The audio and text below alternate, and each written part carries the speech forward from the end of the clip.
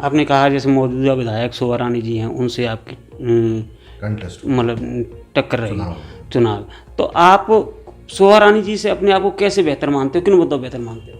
अनेक कारण हैं, अनेक, शायद मैं सारे गिना भी नहीं पाऊंगा आपको, बट देखिए, जनता जब विधायक चुनती है तो एक विधायक अपने शहर को, अपनी विधानसभा को अनेक शहरों में जाके विधानसभा में रिप्रेजेंट करता है।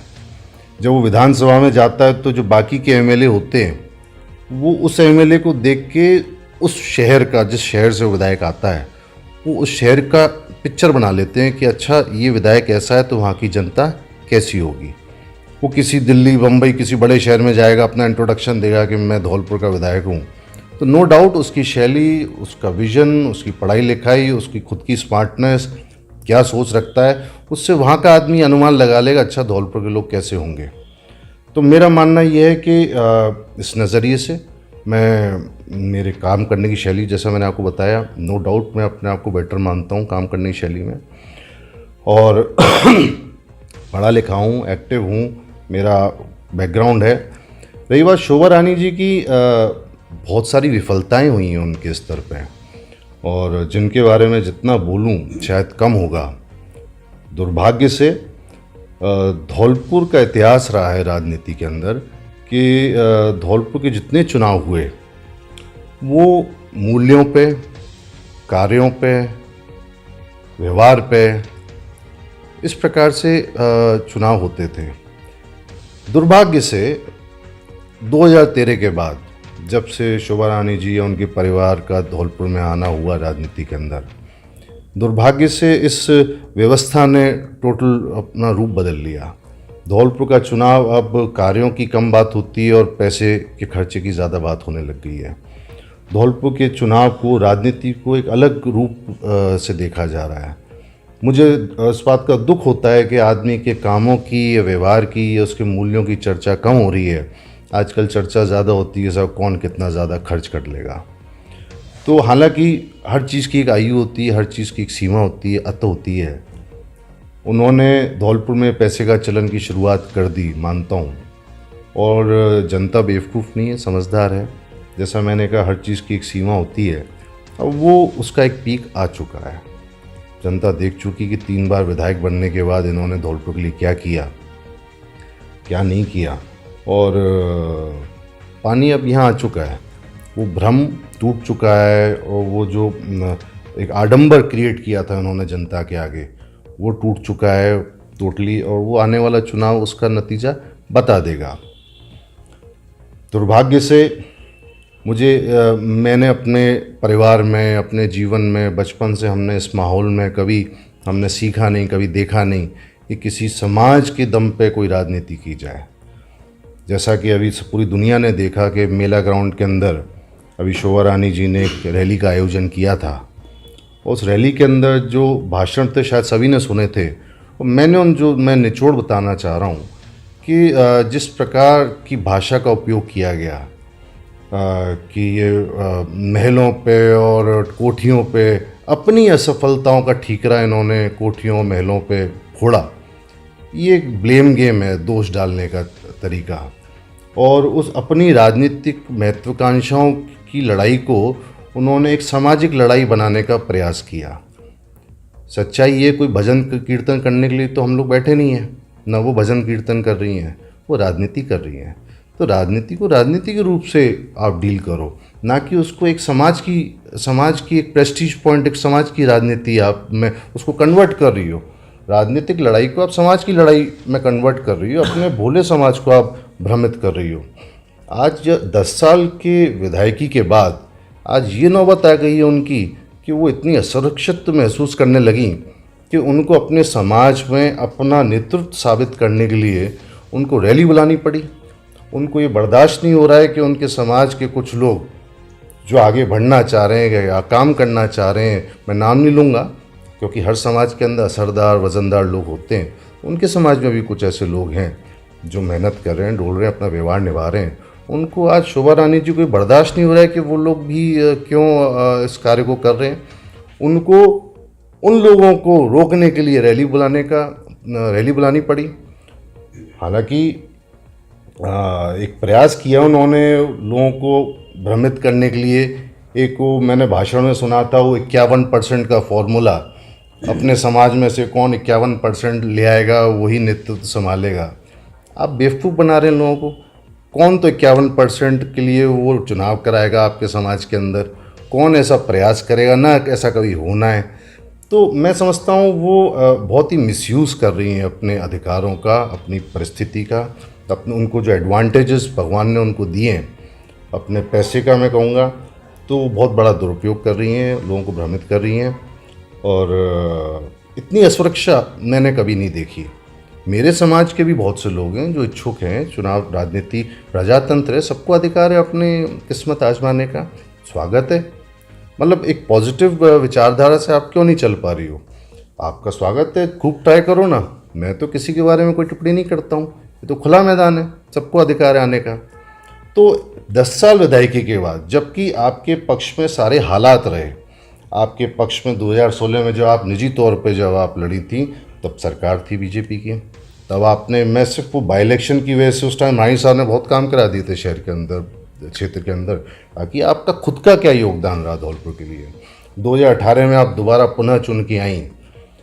ऐसा देखा जा रहा है, दुनिया देख रही है कि आपके संबंध मौजूदा सीएम से बड़े अच्छे रहे डे वन से। तो आप फिर भी धौलपुर के लिए कुछ नहीं कर पाई। सिर्फ एक विधायक निधि के दम पे आप सोच रही हैं विकास। ये विधायक निधि के दम पे थोड़ी विकास होता है। मैं ये कहाँ कह रहा हूँ कि सिर्फ पैसे से ही विकास होता है, कई चीज़ों से, प्रयासों से भी होता है। आपका निजी योगदान धौलपुर के लिए क्या रहा?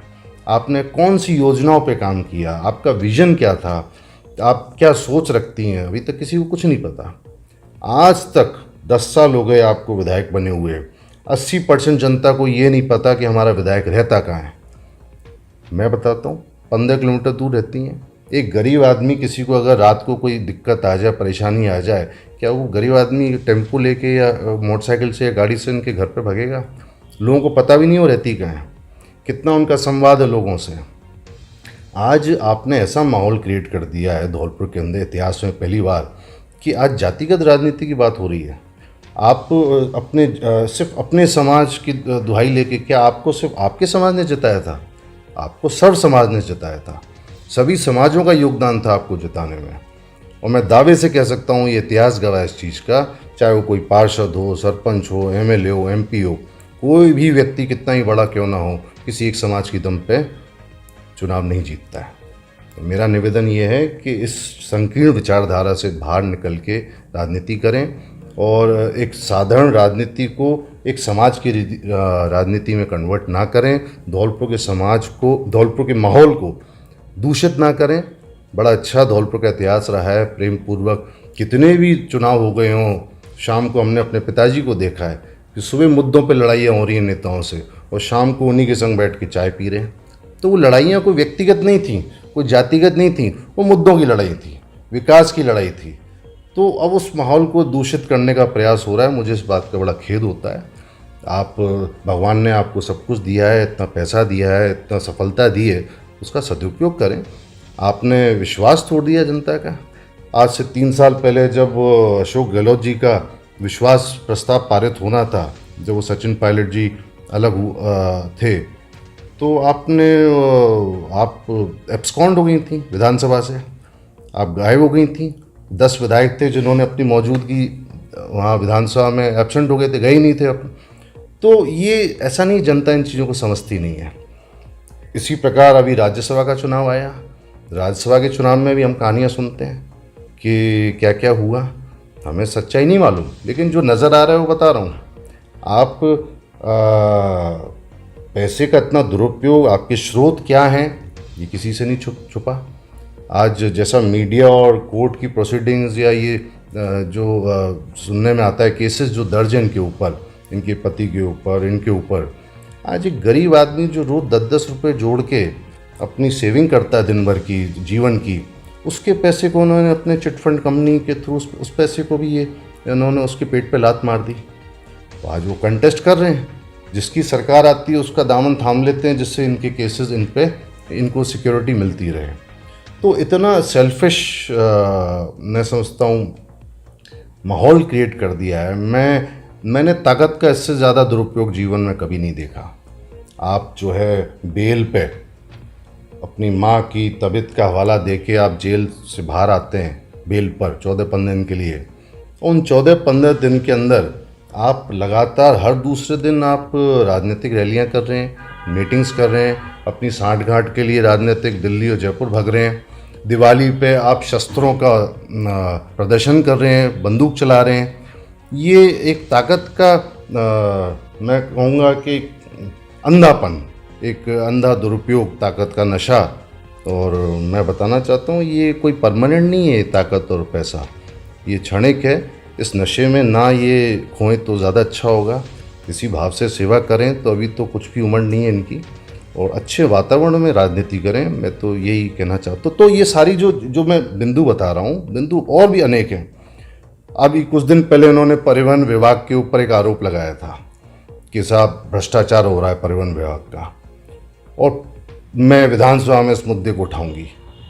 और अचानक से वो मुद्दा गायब हो गया। उन्होंने कोई मुद्दा ना उठाया विधानसभा के अंदर, ना कोई इसकी चर्चा हुई। क्या कहें इस बात को हम, मतलब कुछ कहने को नहीं है, समझदार लोग समझ रहे हैं।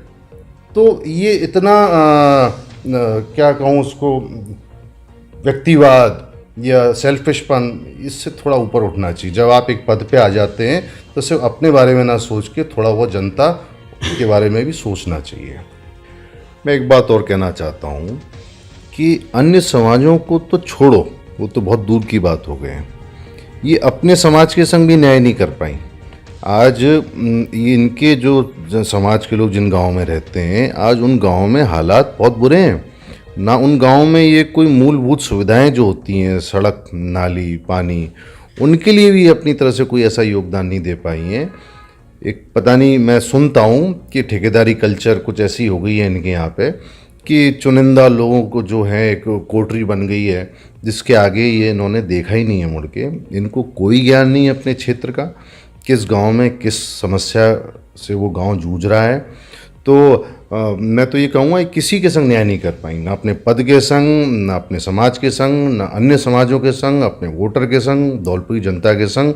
इन्होंने पूर्ण रूप से धोखा किया है, धोखा दिया है। ये शायद इस भ्रम में जी हैं कि इनको हराने वाला कोई पैदा नहीं है, सिर्फ मेरा समाज इतना बड़ा है तो मुझको विधायकी से कोई हटा नहीं सकता है। इस प्रकार का भ्रम पैदा कर दिया इन्होंने। इन्हें अपने पैसे के नशे में इतनी चूर हो चुकी हैं कि इसके आगे को देख ही नहीं पा रही हैं। लेकिन मैं कहना चाहता हूँ कि हर चीज़ की एक सीमा आती है। कोई अजय नहीं है इस दुनिया के अंदर। कोई कार्य करेगा, अच्छा कार्य करेगा, लोगों के दिल में अपनी जगह बनाएगा, वो टिकेगा, उसको जनता बर्दाश्त करेगी। और कोई आदमी अगर अपने पद का दुरुपयोग लेगा, सिर्फ अपने बारे में सोचेगा, तो उसका समय अपने आप जनता तय कर देती है। धौलपुर की राजनीति के जो वर्तमान हालात हैं उनको आप किस रूप में देखते हैं? देखिए, जैसा मैंने पहले कहा कि अभी किसी की भी टिकट तय नहीं है। कई लोग हैं जो प्रयास कर रहे हैं, घूम रहे हैं, फिर रहे हैं। ये नेता का एक मूल काम होता है जो जब तक लोगों में अपनी पैठ नहीं बनाएगा, लोग पहचानेंगे नहीं उसको, तो वो अपनी दावेदारी पेश नहीं कर पाएगा, कोई पार्टी उसको टिकट नहीं देगी। तो अभी तो ये 7 महीने का दौर रह गया है, और 7 महीने तक दौड़ा भागी शायद और बढ़ेगी। हो सकता है 1-2 नए चेहरे और बाज़ार में आ जाएं, तो अच्छा है। जनता को चॉइस मिल रही है प्रोडक्ट की, कि कौन सा प्रोडक्ट जनता को उचित लगेगा। तो जनता के लिए बेटर ऑप्शन है ये। और अभी इस टू अर्ली इस बारे में कुछ कहना। हालात ठीक हैं, पॉजिटिव हैं, बट इस बारे में इससे ज़्यादा क्या टिप्पणी करूँ। चुनावों को लेकर जो वर्तमान में आपकी तैयारी है, क्या चल रही है और क्या रणनीति है उसकी आपकी चुनाव को लेकर? मैंने जैसा कहा, कोई विशेष रणनीति नहीं है मेरी। मैं कोई नया नहीं हूँ धौलपुर के लिए। धौलपुर मेरे लिए घर आंगन है। एक एक व्यक्ति हमारा पारिवारिक सदस्य है, पारिवारिक संबंध है, राजनीतिक संबंध, वो अब उस दौर से हम बाहर आ चुके हैं। हमारा पूरा परिवार उस दौर से बाहर आ गया है कि धौलपुर का हर व्यक्ति ऐसा लगता है कि अपना ही है, घर का मिलने वाला है, पारिवारिक संबंध है। तो इस नज़रिए से देखा जाए तो कोई विशेष तैयारी नहीं करनी मेरे को। हाँ, लोगों को इतना ज़रूर दिखाना है कि भाई मैं आपके बीच हूँ, कहीं बाहर जा नहीं रहा हूँ, यहीं रहता हूँ। इसका पुनः विश्वास दिलाना है मुझे, जो शायद उनको होगा पहले से। और इसके अलावा कोई तैयारी नहीं है मेरे ख्याल से। बस अपनी योजनाओं पे मैं लिखता रहता हूँ। मेरे को शौक़ है कि अगर कभी भगवान ने मौका दिया मेरे को इस पद के लायक बनने के लिए, तो मुझे आदत है मैं कुछ ना कुछ लिख, कहीं से कोई आइडिया आ गया, कोई विचार आ गया कि अन्य शहर में जाता हूँ, कोई अच्छी चीज़ देख लेता हूँ तो मैं फट उसको नोट कर लेता हूँ। तो पिछले 5-7 वर्षों में मेरी ऐसी सूची करीब शायद 700-800 चीज़ों की बन चुकी है। तो अगर कहीं मौका लगा तो मैं उन पर काम करूँगा। बस यही कहना चाहता हूँ। सभापति रहते हुए आपने काफ़ी कई अच्छे काम किए, नए नए प्रयोग किए। कुल मिला के आपके जो सभापति के समय का जो कार्यकाल है, उसके बाद में जो कार्यकाल निकले उसकी तुलना करते हुए, पिछले की तुलना करते हुए लोग अच्छा मानते हैं आपके गलत। अगर यूँ तो भी चुनाव के 8 महीने का क्या होगा, कैसे होगा, पर यदि जनता आपको मौका देती है, आपको विधायक बनाती है, तो उसे लेके धौलपुर के मतलब को लेके आपकी क्या योजना है, विकास योजना क्या है? देखिए, जैसा मैंने कहा, विकास एक निरंतर प्रक्रिया है। धौलपुर एक डी क्लास या सी क्लास टाउन कैटेगरी में आता है और शायद एक योजना है जिसमें देश के 115 ज़िले आते हैं। महत्वाकांक्षी ज़िलों में धौलपुर उस सूची में भी आता है। तो प्रशासनिक दृष्टि से वो ठीक है, अच्छा है, मॉनिटरिंग अच्छी हो रही है सरकार के स्तर पर। लेकिन अभी धौलपुर में विकास की संभावनाएं, मतलब कोई अंत नहीं है उस संभावनाओं का। मैं ये नहीं कहता उन सबको मैं पूरी कर दूंगा, मैं कोई चांद तारे तोड़ के ले आऊँगा, धौलपुर को दिल्ली बना दूंगा, ऐसा कुछ नहीं होने वाला। हाँ, लेकिन यस, योजनाएं बहुत सारी हैं दिमाग में, लेकिन मूलभूत कुछ ऐसी जो बड़ी इस समय जो मुझे ध्यान आ रही हैं, मैं मानता हूँ जैसे चंबल नदी है। चंबल नदी पे एक छोटा सा अगर बैराज बन जाए, मान के चलो भले ही 20 फुट का बन जाए, 40 फुट का बन जाए, तो मुझे लगता है आने वाले 100 वर्षों तक धौलपुर की पानी की समस्या ख़त्म हो जाएगी। पानी का जल स्तर ऊपर हो जाएगा, यहाँ के टूरिज़्म को बढ़ावा मिलेगा, वाटर स्पोर्ट्स हो सकते हैं। ऑलरेडी ये टूरिज़्म सेक्टर उससे जुड़ा हुआ है, आगरा पास में ही है, खजुराहो इधर है, ग्वालियर है। तो ये एक बहुत ही मुझे लगता है सुंदर एक विचार है कि जिससे लोगों को रोज़गार ही मिलेगा, अनेकों सैकड़ों लोगों को रोज़गार मिल सकता है। तो ये एक मेरी इच्छा है कि इस पर पैरवी की जा सकती है। इसी प्रकार से मैं धौलपुर को आज ही नहीं, जब मैं चेयरमैन था तब भी मैंने प्रयास किए थे। धौलपुर में एक फूड पार्क की बड़ी संभावनाएं हैं। हम अगर राजस्थान की बात करें तो अलवर को बहुत प्राथमिकताएं मिलती हैं, भिवाड़ी अलवर, क्योंकि वो दिल्ली के पास है, शायद एक ही कारण हो सकता है। लेकिन मैं इसको अगर आप अध्ययन करें तो we are far better than Alwar. हम सेंट्रल रेलवेज़ हमारे यहाँ से निकल रही है, ये सेंट्रल जो रोड NH है ये हमारे यहाँ से निकल रहा है। हम दिल्ली से मात्र 3 घंटे दूर हैं। इधर MP है, इधर UP है। पानी की हमारे यहाँ कोई कमी नहीं, लेबर की कोई प्रॉब्लम नहीं, पावर का कोई इशू नहीं। देन हमको क्या रोक रहा है? मैं ऐसा मानता हूँ कि धौलपुर में एक अच्छा फूड पार्क अगर सरकार इस पर कुछ योजना बना के लागू कर दे, तो जो धौलपुर की जो उपज है, जो दिल्ली मंडियों में आदमी टमाटर मिर्ची अपनी ये बाहर मंडियों में जाके बेचता है, तो वो यहीं प्रोसेस होने लग जाएगा। जब यही प्रोसेस होगा तो किसान को अच्छी कीमतें मिलेंगी, किसान तरक्की करेगा, यहाँ रोज़गार में क्या हज़ारों लोगों को रोज़गार मिलेगा उसका। तो फूड पार्क एक बहुत अच्छी ऐसी योजना है जिस पे मैं चाहूँगा कुछ मेहनत हो, और हो भी सकता है। ये ऐसी चीज़ नहीं जो हो नहीं सकती है, इस पे तो किसी ने सोचा नहीं इस बारे में। इसी प्रकार से धौलपुर अब क्योंकि ज़िला हेडक्वार्टर है, यहाँ एक स्टेडियम होना चाहिए। अब धौलपुर में एक पुराना स्टेडियम है, इंदिरा गांधी स्टेडियम, बड़ी फील्ड कहते हैं हम इसको। तो मैंने अपने टाइम पे यहाँ सागरपाड़े पे एक ज़मीन चिन्हित भी करी थी 30-40 बीघा।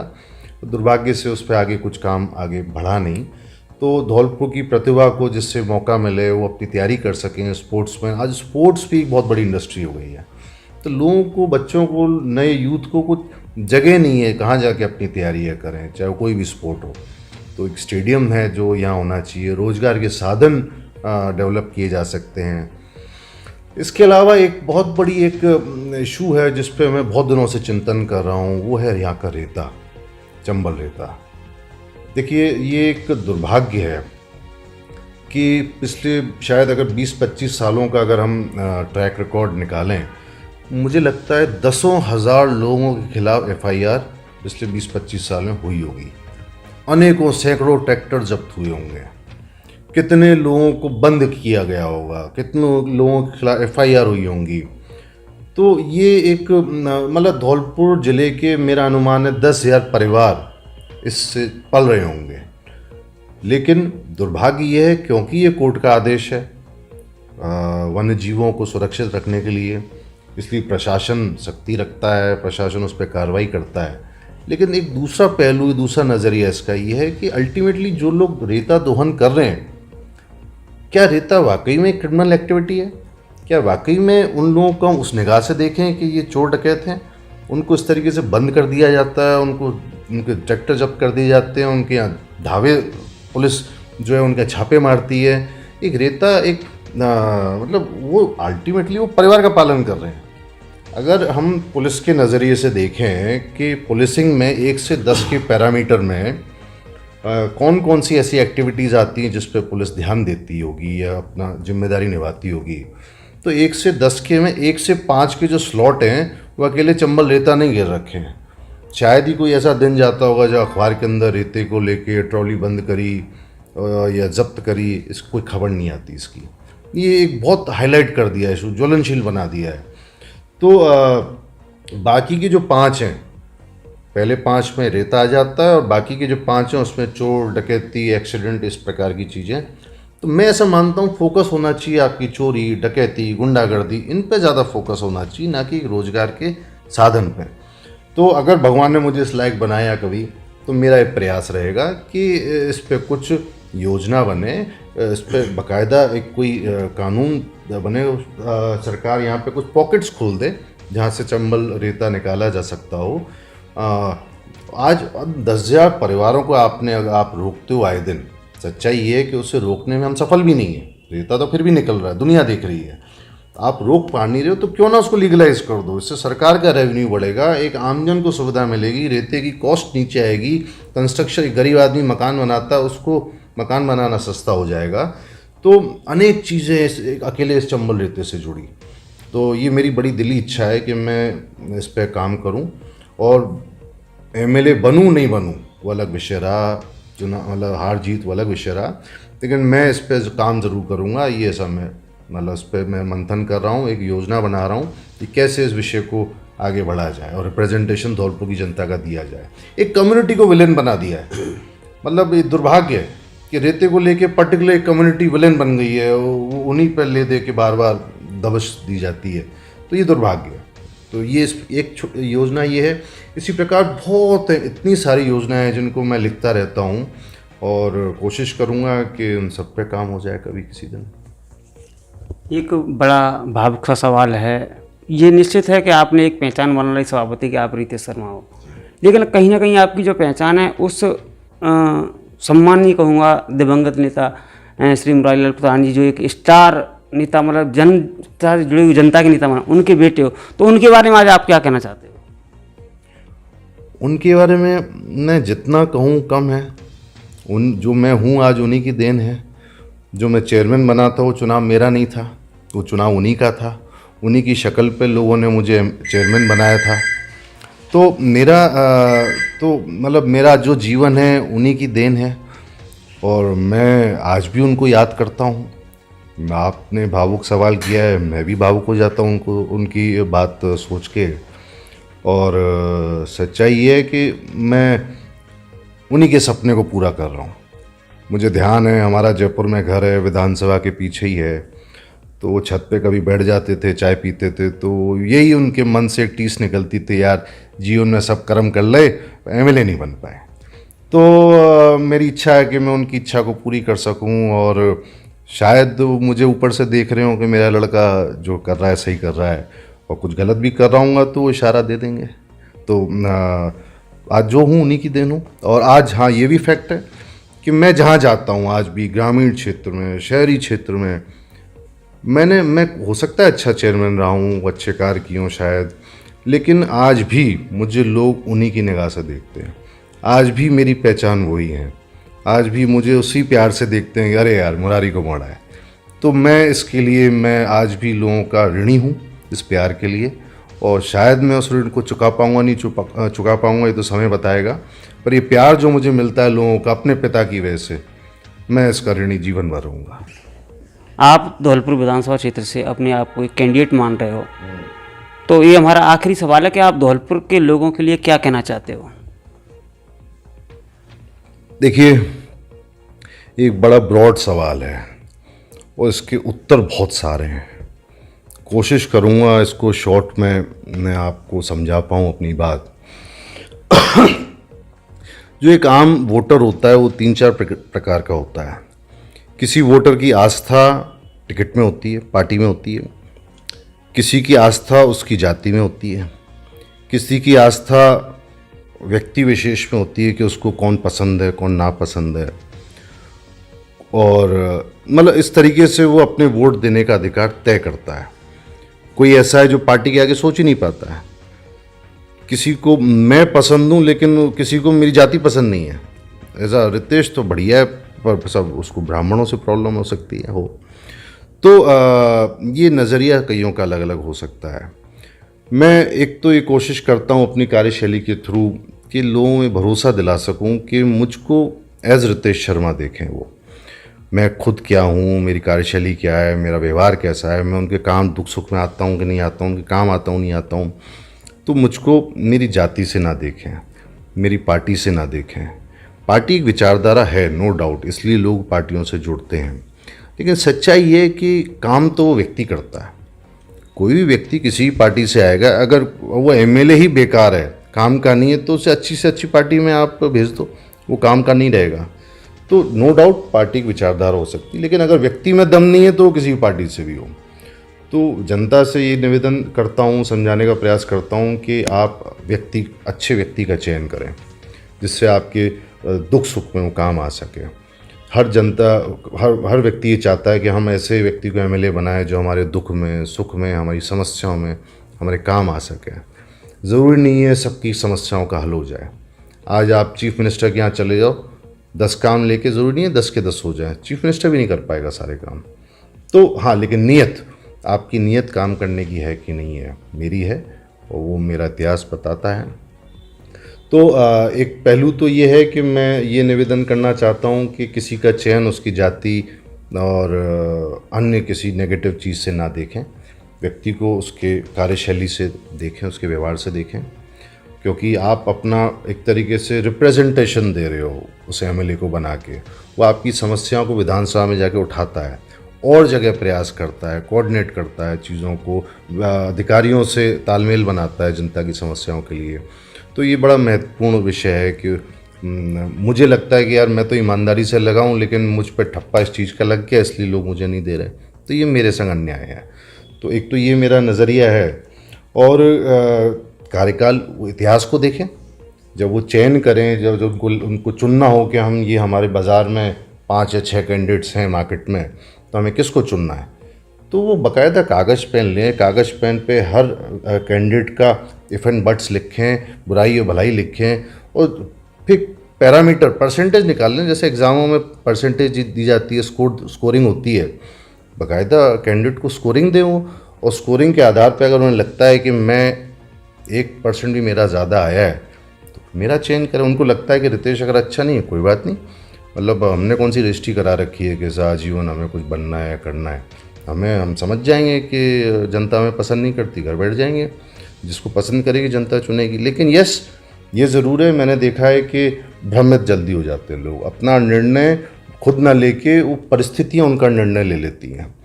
ग्रामीण जो समीकरण होते हैं, कुछ पार्टीबाजियाँ होती हैं। मुझे तो ज्ञान नहीं है किसी गांव में पार्टीबाजियाँ कैसी हैं। 2 गुट हैं, किसी एक के यहाँ जाके बैठ गए तो दूसरी पार्टी, अच्छा साहब जी वोट दिला दो। तो इस प्रकार की कुछ परिस्थितियाँ सामने आ जाती हैं अनजाने में, जिसमें हमें उसका ज्ञान भी नहीं है। मैं मतलब मेरे लिए तो सब एक समान है।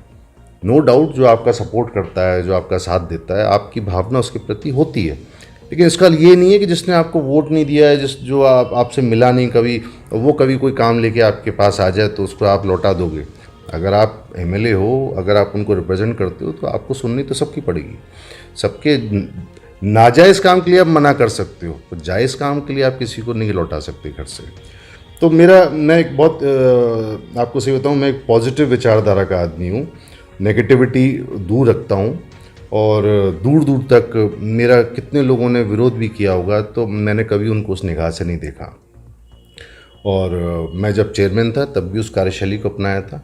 जिन लोगों ने मेरा विरोध किया था, कोई मुझे बता दे कि रितेश जी आपने जानबूझ के मेरा काम नहीं होने दिया, नहीं किया, मैंने एक तरफ से आंख बंद करके कोशिश करी कि डिलीवर करूं, अपने पद के संग न्याय करूं, जो जिम्मेदारी दी गई है उसको अच्छे से निभाऊं, जिससे लोगों को फेस कर सकूं, अपने पिता की साख पे कोई मतलब प्रश्न चिन्ह ना लगने दूं।